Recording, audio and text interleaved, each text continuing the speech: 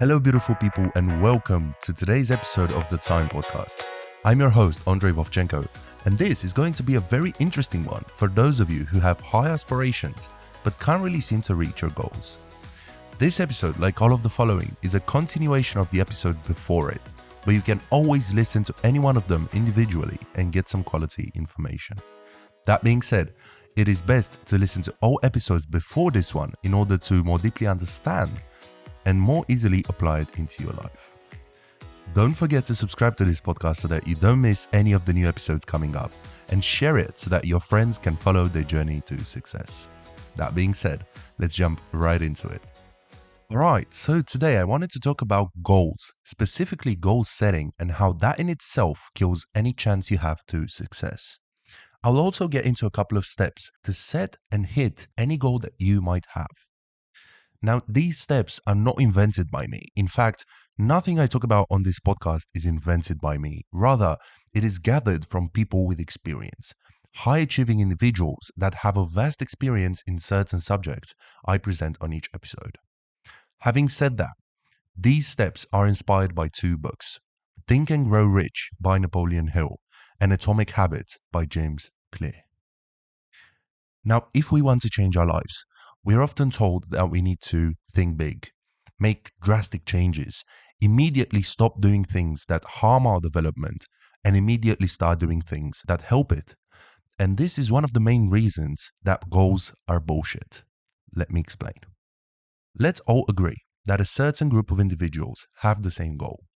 For example, in a race, every runner has the goal of beating the other runners and finishing first. But only one of them is actually going to finish first. What does that tell you about the goal itself? If successful and unsuccessful people have the same goal, then the goal must not be the determining factor for success. So then comes the question, what is? And this is actually a very open-ended question that you're going to find the answer to in many of the episodes in this podcast. But today I want to focus on a couple of principles to help guide your perspective towards the big thing that you want to achieve and make it easier for you to stick to the plan. Because I believe that in almost every case in our lives, we know what we have to do to get there. Like, you don't need me to tell you that in order to get a six-pack, you have to go to the gym and not eat shit. But then why don't we do that? We don't do it because we look at the top of the mountain. And instead of being happy with the step we've made today, we are sad because we haven't reached the top. But reaching the top is a momentary change. It will only happen in one moment. So does that mean that we're going to be happy in one moment? Unfortunately, that's what most people do. And the sadder reality is that most people don't even reach the top because they give up in the process. What I just described is a life full of unhappiness and regret. So if you want a better life, forget about setting goals and focus on the system instead. Does this mean that goals are useless? No, they're good for one thing, and that is setting the direction for your actions. This may very well be associated with motivation, as it helps set the direction and it gives you that first impulse to get started. But as I'm sure you all know by now, motivation is also complete bullshit. There is this quote I love from Zig Ziglar, a very famous American author and public speaker, and he said that people often say that motivation doesn't last. Well, neither does bathing or brushing your teeth. That is why we recommend it daily. And so, not the goal or the motivation given by setting that goal that determines its achievement, but rather small, incremental, day by day changes into our habits that are responsible for making progress. And to further make my point, let me ask you a question. Let's take the example of sports, the one presented earlier. Do you think that if one of the runners were to completely forget about the goal of winning the race and only focused on what happens inside of the gym on a daily basis, focused on being better today than he was yesterday, and leave everything in the gym, would they still have a chance to win the race? Now, let me give you another example. Let's take a student that has an upcoming exam. Would they still get results if they forgot about their goal of passing and only focused on studying and gaining knowledge? Of course they would. Because as I said before, achieving a goal is only a momentary change. It only happens in one moment. You become the winner of the race in one moment. You become a millionaire in one moment. And so, going back to the title of this episode, goals restrict your happiness. We so often tend to associate goals with our happiness. I will be happy once I win the race. I will be happy once I am a millionaire. And so we delay our happiness for the reward, leading us to quit in most cases. And as I said in the last episode about failure, our brain thinks to itself, this is too hard for us, and we are not getting anything out of it. And so we quit because we tend to overestimate the importance of a single great action and underestimate the power of making small improvements over a long period of time. Real change comes from the compound effect of hundreds of small decisions that over time accumulate to produce remarkable results. This is actually one of the reasons that I called this podcast the Time Podcast. Because if you put together a well thought out system and the power of time, then nothing is impossible to you. So then, there is this very interesting rule in Atomic Habits called the 1% rule. And to give you the answer to the question we had earlier, how do we actually stick to the plan? We have to understand something called compounding. Compounding can be immensely powerful, both positively and negatively, if we leave it to develop over a period of time. And if we can get better 1% each day for a year, we would end up being 37 times better by the end of the year. And consequently, if we get 1% worse each year, we would go down to nearly zero. This is the power of compounding. And this, again, links back to something I said in the previous episode about movement. We are all made of movement. And if we are not going up, the only way to go is down. Now I want you to do an exercise that I will try to make with you guys in every episode from now on. And that is to think of a time in your own life that you had this happen. Think of when you had this huge goal. For example, you wanted to lose a lot of weight, or you wanted to make a lot more money. Something that you eventually gave up on. What did you focus on in the process? Were you happy each day with what you were doing? Were you feeding your motivation and your drive each day to make sure that you will show up tomorrow? Now, how much easier would it have been to, instead of saying, I want a six pack so bad and be sad that you don't have it, to say, I wish to go to the gym today. If I go today, then I will have a six pack. Now, obviously, if you go to the gym today and then you come back home and you look in the mirror, there's not going to be much of a difference. It takes time to build anything. But let me propose two scenarios. Two people have to do a report for their business. And there is one person that constantly thinks, I want to make a lot of money, but is constantly frustrated that it takes a lot of time and energy. And even when they put the energy in, the money doesn't come in that easily. And there is this other person that says, if I write this report now, I will be a millionaire after. He says it knowing it's not true, because it's not true. If you do a report, you're not going to be a millionaire afterwards in most cases. But which one of the two do you think is going to do the report? Which one of the two is going to show up every day and do the hard thing and have the discipline to do what it takes to become that millionaire? And to further prove this point, there is this very interesting interview with Arnold Schwarzenegger, and he explained how awful his training regimen was. He would work out multiple times a day and it was horrible for him.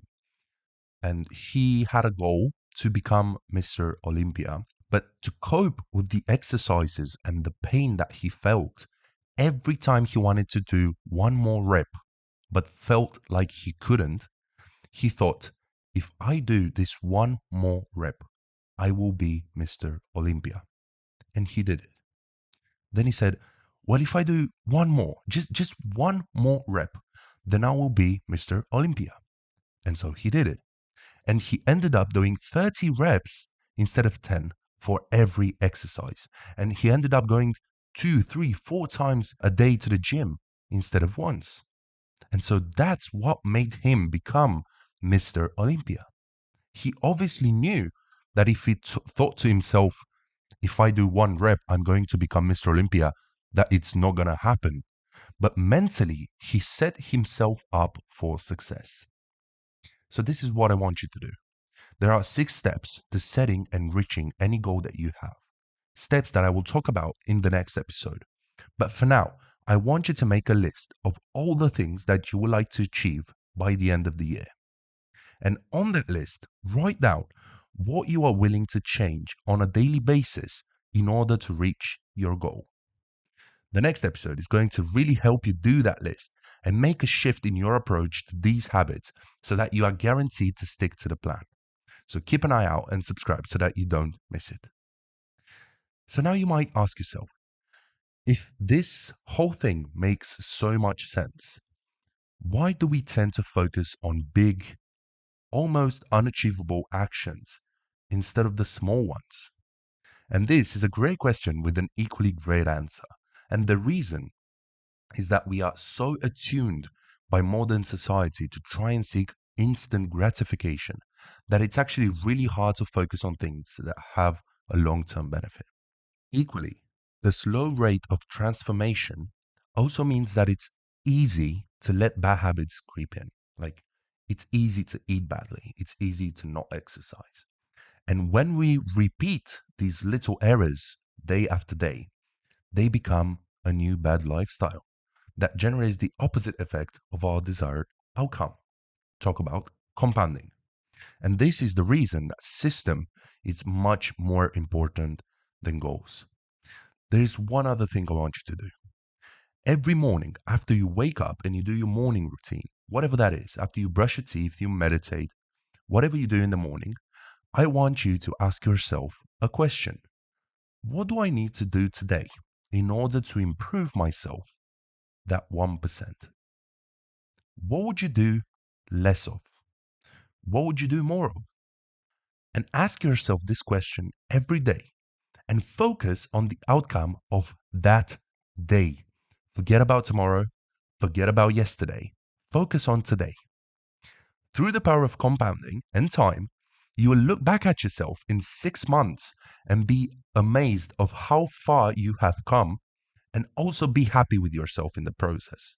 Because as opposed to setting this distant, huge goal and delaying your happiness to when you reach it, you instead focus on daily actions and get a daily dose of happiness, and you feed your motivation daily. That's obviously provided you stick to the plan. But what's more plausible? That you set out to do this big thing and get motivation every day from that, or that you set out to do one small thing today, something that in comparison to the huge goal seems easy, and get it done. Which one do you think you're going to stick with long term? Which one is easier to do? There is, in fact, absolutely no difference in the action plan of those two scenarios. Like, let's take the Arnold Schwarzenegger example from earlier. There is no difference whether he said, I want to be Mr. Olympia and did 30 reps, or he said, I will be Mr. Olympia if I do one more rep. He still did 30 reps, right? Let me give you another example. In order to have the six pack, you have to go to the gym and eat well. That's it. There's no way around that. Whether you set the big goal or you take the small steps, there is no way around going to the gym. The only difference is your approach. Instead of taking the whole mountain and climbing it at once and continuously thinking that you have so long to go and that you are so tired, you take it one step at a time and you say to yourself, my goal today is to take one more step. And you reach your goal every single day and you're motivated every single day. The height of the mountain doesn't change. The distance you have to travel to reach the mountaintop does not change. All that changes is your mentality and how you see things. You go from a big goal and no gratification and break it down into small steps that seem very easy to do and that give you a little more power every day in order for you to show up tomorrow. And again, if you only rely on motivation, or should I say external generated motivation, you basically rely on these momentary bursts of energy to get things done. And you will lack the very thing that can get you to your goals, and that is discipline. It takes discipline to do the small things that we talked about. It takes discipline to read your goals every single day. Hell, it takes this discipline to write down your goal. And this is why discipline beats motivation every day of the week, and why changing your life is not about setting higher goals, but it is, as we said before, about something known as the 1% and improving that every single day. And so I'm going to leave you with one more example. If you summon up all the energy that you have right now to clean your room, you might be motivated by this spur of the moment of something that happened, or you might have saw an Instagram post with a cleaned room and that motivated you to clean your room. Then you would have a clean room, right? But if you maintain the same sloppy, lazy habits regarding cleaning your room, soon you are going to have a new pile of clutter and hoping for a new spur of the moment to clean it up.